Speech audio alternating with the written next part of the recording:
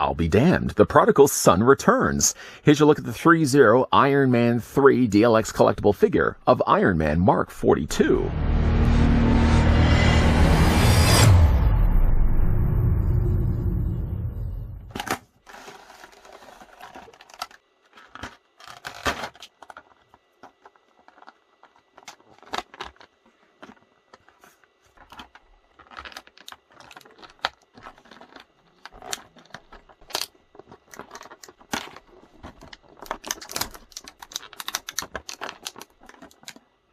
Threezero and Marvel Studios are excited to present the DLX Iron Man Mark 42 as the next figure in their Marvel DLX series. The Mark 42 armor adopts a shimmering gold as the main tone with red as its secondary color, and a multi-layer metallic coating process is applied to accurately replicate the design of Tony Stark's suit as seen in the movie Iron Man 3.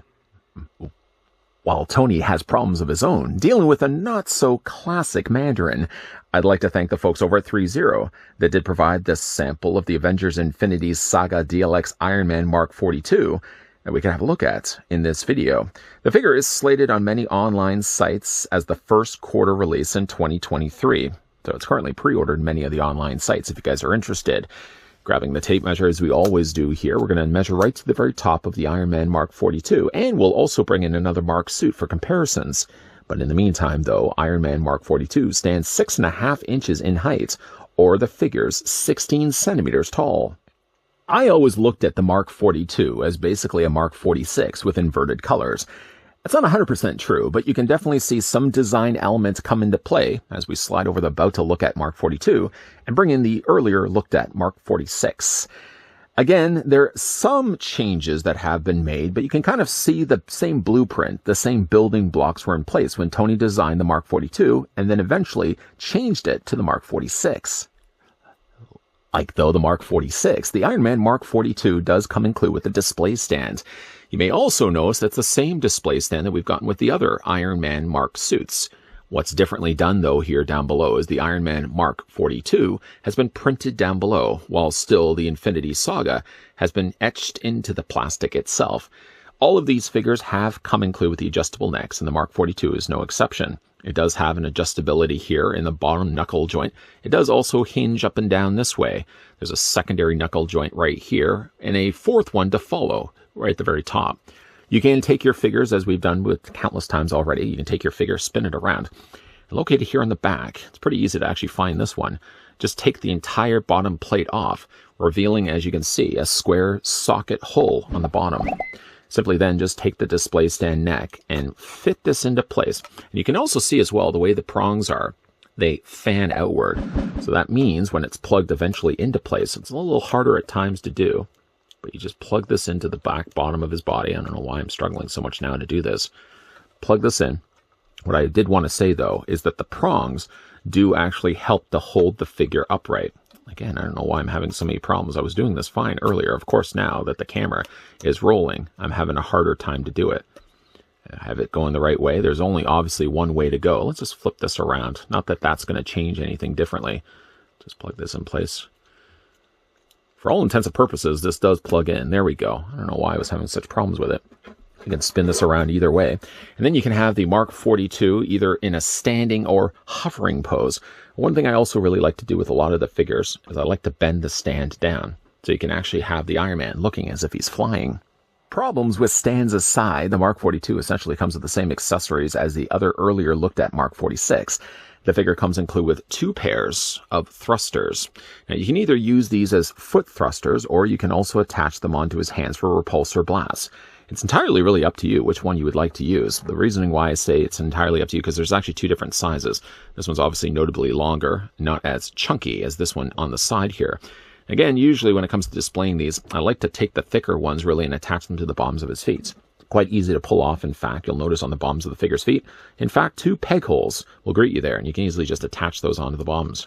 Or, again, if you want to attach, say, the longer ones, they plug in exactly the same way, using the same diameter-sized pegs.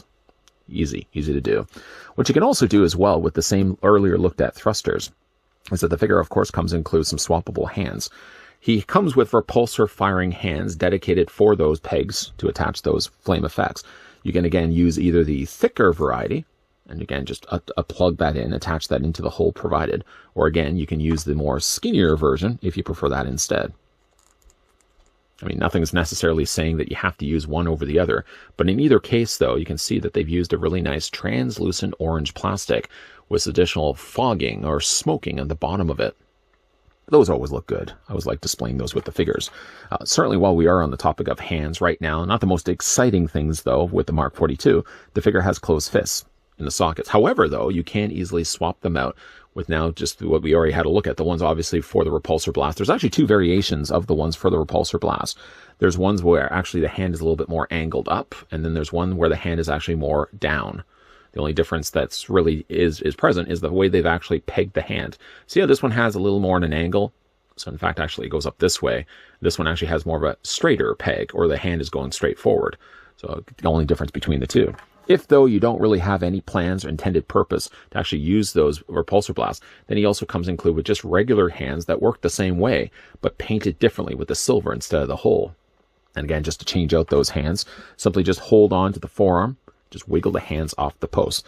Pretty easy to do. You won't really have too many issues to do that. Let's go ahead and find a hand that holds, we'll go ahead and use this hand for right now.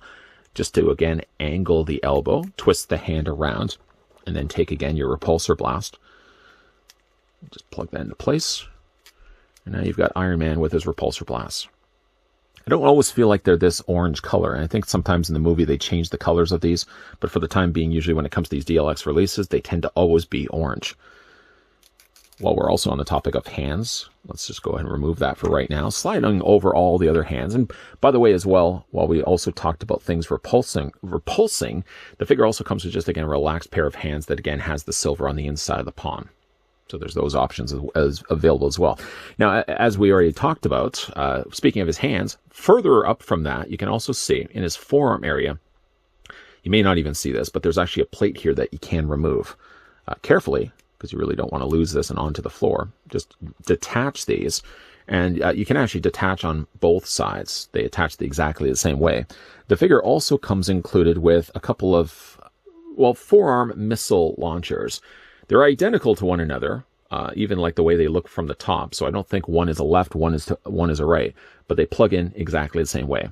Now that there's a hole now visible, simply just, again, attach the rocket launcher onto his arm and plug it into place just like that. Gives Iron Man, of course, some necessary firepower. Not that he didn't already have firepower at his disposal. So it comes included with those as well. Let's put those to the side. I do want to put the plate back because I know, again, if I don't right away, I'm going to lose it. I don't want to lose it. And also, while we're also at it too, let's go ahead and just change the hands back out. It just might make things a little bit easier when it comes to figure's articulation. The figure also does come with a battery light up, both with the eyes, both with the chest. And actually, just to bring back in the Mark 46, the batteries work the exact same way. What you'll do, and obviously the batteries are not included with the figure, but again, just to pick them up over on Amazon, I think they're AG13 batteries, AG13s. Definitely look into it. I'll let you guys know. But they work the exact same way, at least when it comes to installing them. First, let's tackle the torso. I'm going to just grab the torso and yank it apart, as if you're just separating a lobster. We're going to take the lower tail of the lobster, put that down for right now. You'll want to unscrew this. And once you unscrew this, you'll just install the button cell batteries. Pretty easy to do. Now, don't worry, you're not going to have to do this every single time you need to turn on Iron Man's torso. Once the batteries are in place, then just, again, take the metal post, fit it back into the hole that's provided in the torso, make sure everything is securely in, and then from there, you just depress the arc reactor. Doing that illuminates it in a very bright LED light. It's easy then to switch off just by pressing it again. Which, again, more companies could do this. I'm not going to mention, again, any other companies that produce Iron Man collectibles, but a lot of times it usually entails you have to take off the back. I think it's usually the back you have to remove, and you have to turn on a switch. This makes things so much easier. A little more legwork on your part when it comes to, again, the head sculpt. The head does have illuminated eyes, but again, to get access to this, you're going to take the back of the head here and just remove it. I actually had, of all the Iron Mans that we've looked at so far here of the DLX variety, this was the easiest to remove the head. I believe to bring back in the Mark 46, not to draw attention to that, but I had one of the hardest times just to try and remove the dome. It's either one thing that's really easy, or it's one thing you're going to spend a lot of time just trying to pull that off. But again, like the buttons go right inside there. You only need, again, the 2, so you need a total of 4. And then once that's off, and actually while we're still keeping the dome off, I'm just going to press the button on the top here. You can see that the button is actually in between the side struts of his faceplate. And then just to kind of get your finger in there, here we go. Illuminate that easily by just turning on and off the switch. Again, I wish there was an available option where you could have actually turned it on without having to take off the dome. But again, unlike the Mark 46 we looked at before, this one was a lot easier to get access to. And for not to drain the batteries, let's go ahead and turn that off for right now. Slide this. Basically, you're just going to slide it along the track. It's not even so much a track, but you're basically going to line the shapes up, slide it along the top, and again, just fit that in place. You want to make sure it's all the way. There we go, all the way on. Getting now, though, a closer look at the Mark 42. Honestly, I wasn't really a big fan of the Mark 42. In fact, I would almost even say of Iron Man's or Tony's more recognizable armors, the primary ones that he wears in the movie, the Mark 42 honestly sits pretty low on my list. It basically takes what normally would be an all-red Iron Man suit and flips the colors around. Now again, I'm only using the Mark 46 here for the comparison with the Mark 42, as it has similar, not exact, but similar designs suits. Obviously, the things like shoulders and even like the head, the faceplate does change. So they're not carbon copies to one another. But it kind of works the same way, although it takes all the colors that I would normally be used to seeing with all more the red Iron Man suit with little gold accents. It basically turns the entire suit all gold and panel lines it instead in the red. Again, I don't like the all yellow suit or the all gold suit myself, but you know, it still doesn't mean I don't like the figure. And I actually really do like the way they've actually done and produced the figure here, even if I don't really like the suit in the movie itself. Head sculpt wise, it's still a classic looking Iron Man. And one thing, at least with this head sculpt, is that they didn't flip, obviously, the colors around. It would be very strange to see Iron Man with a red faceplate. So they still stick it to gold. The head sculpt is still the red. It's not even quite the same red here as what we get here from the Civil War one. The Mark 46, clearly, you can see, is more of a darker, almost metallic raspberry. Whereas the Mark 42, on the other hand, is kind of more of a fire truck red. The gold is more subtle here, too. It's not more of a yellowish gold, more it's almost like a silver-based gold. The gold is working well here to the figure. There's just so much of it, though. The details still are nice here on the figure. Again, he does have, again, like the shoulder pieces that attach onto the sides of his arms. And luckily, again, when it comes to the articulation, we'll talk more about in a moment, those shoulders are actually attached here and not here on the torso. But overall, again, like it has that coil look that some of the earlier suits tend to have. Sectional parts, of course, that kind of all overlap with one another, allowing Iron Man some really good posability for more slightly sleeker suits than what he would have had with, say, the Mark III or the Mark V. I guess Mark V would have been the briefcase suits. One thing also that this figure does have as well is that he does have the little back flaps here. The flaps, first of all, I just want to move the arms out of the way. The flaps, you kind of have to get in there with your finger. Not the easiest thing. You're just going to grab onto it. There we go. This would be one of those cases where I certainly wished I had longer nails. But you just fold these out, and Iron Man does have those flaps on the back of his body. They still, though, attach the exact same way. So they're on these tiny, tiny little ledges, kind of tiny little clips.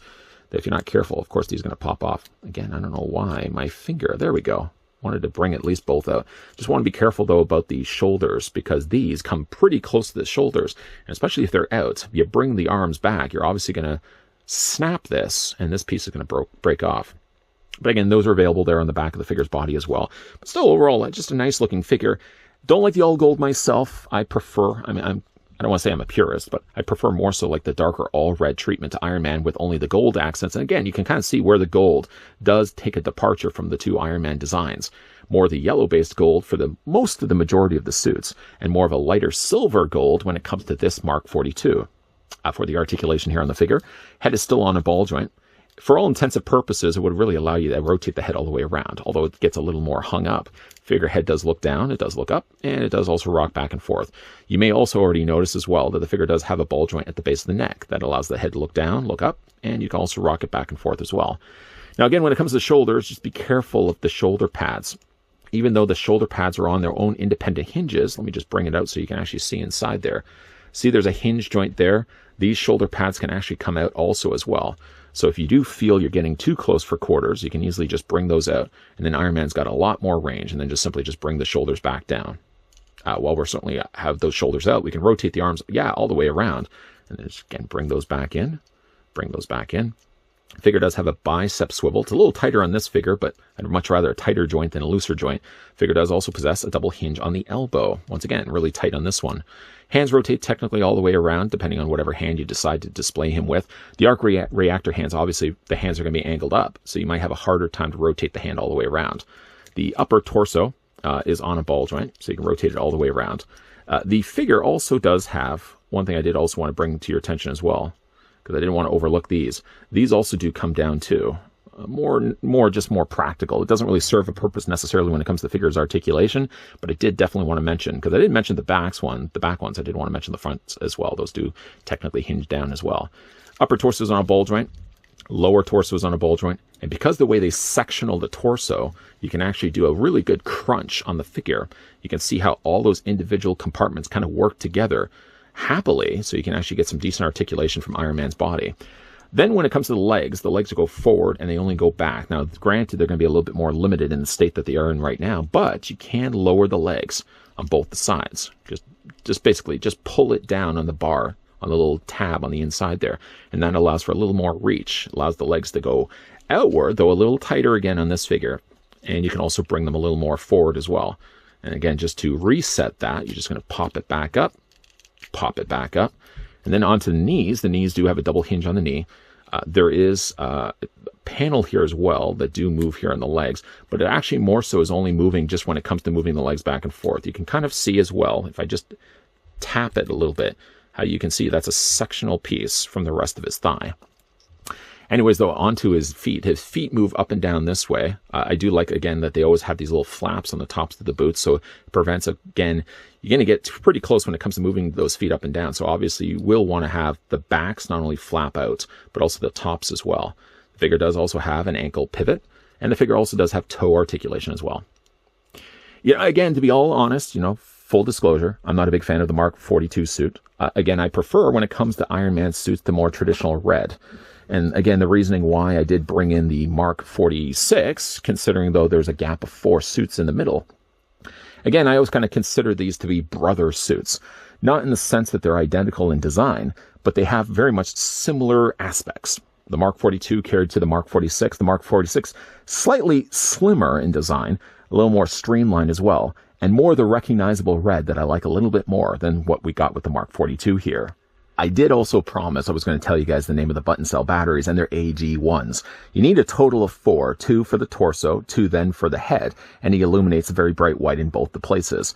I've got them also attached onto the display stand. I had a much easier time, obviously, to do it with the camera off. I'm not sure really why I struggled as much as I did to attach that post on the back of his body. It's never really given me any issues until this one time we looked at the Mark 42. I've now got him in a flight pose, and I can also then, in the final looks of this, show you guys the way the thigh plate works. You may be able to see it there from the side of the one knee that's bent. The leg being up the way that it is, you can actually lift the entire part of the thigh straight up, so it allows him a little more of a reach if you want to have the leg bent the way that I've got. And of course, I'm also making use of the thruster parts, whether it be then arc reactors in his hands or just boot thrusters in the bottoms of his feet. It does make for a nice way to show the figure, especially with the way that you can illuminate both, again, the eyes and the chest. Well, I, again, don't really like the look of the Iron Man Mark 42 suit. Simply, it's just more the fact that they flipped the colors around. And again, to be fair, because they did have already done so many red suits already, it's the one standout suit where Tony decided to do something a little bit different. I mean, of course, we can also count the House Protocol, where there's tons of different Iron Man Mark suits of various colors as well across the spectrum of the rainbow. But the more basic main suits that he has in the movie, the Mark 42 definitely does take a departure from the earlier Iron Man suits that would have came before it and all the suits that would have came afterwards. I guess they probably realized gold just doesn't work for Iron Man. You got to bring in all the reds. What do you guys think of the Iron Man Mark 42? Is this a good-looking Mark suit? And were you a fan of the Iron Man Were you the fan of the Iron Man 3 movie? Once again, as well, I'd like to thank the folks over at Threezero that did provide the sample of the DLX Iron Man 3 Iron Man Mark 42 that we could have a look in this video.